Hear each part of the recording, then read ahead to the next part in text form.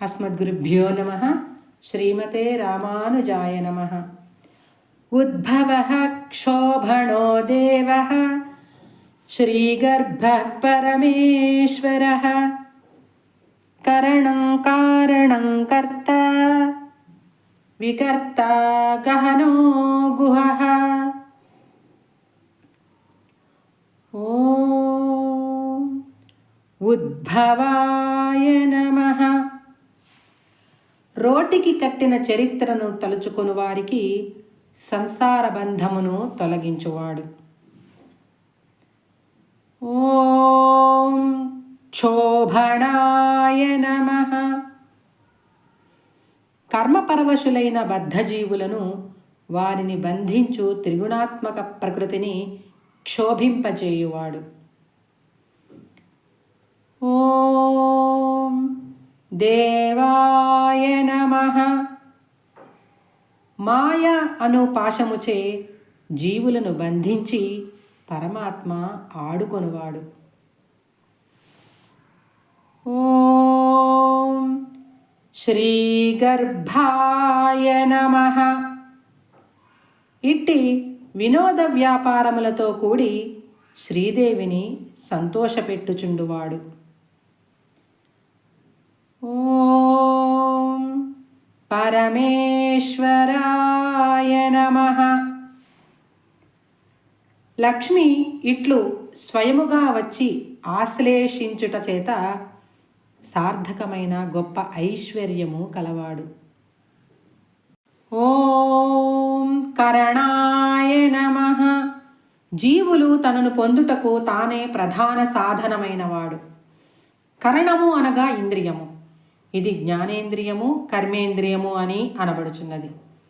జ్ఞానమునకు సాధనమైన చెవి, కన్ను మొదలగు ఇంద్రియములు గాని, గమనాగమన దాన ఆదానాదులకు సాధనమైన కరచరణాది కర్మేంద్రియములు గాని భగవంతుడిచ్చిన శక్తి వేగము చేతనే పనిచేయుచు కరణములు అనబడుచున్నవి.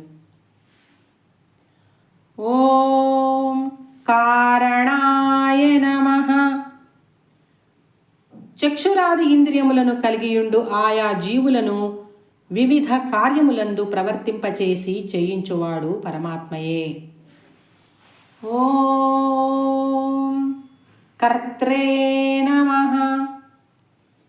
పరమాత్మ స్వతంత్ర పురుషుడు కనుక ఇతర ప్రేరణ లేకుండా తానే ప్రవర్తించువాడు.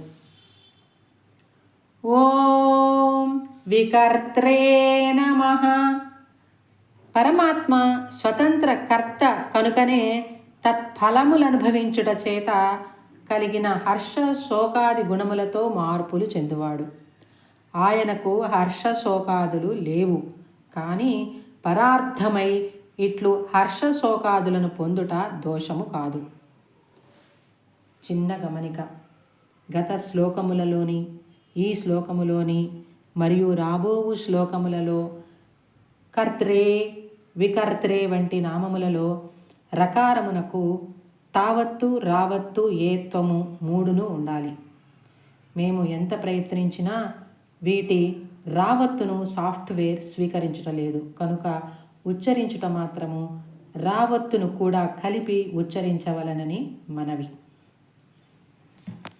ఓం గహనాయ నమః.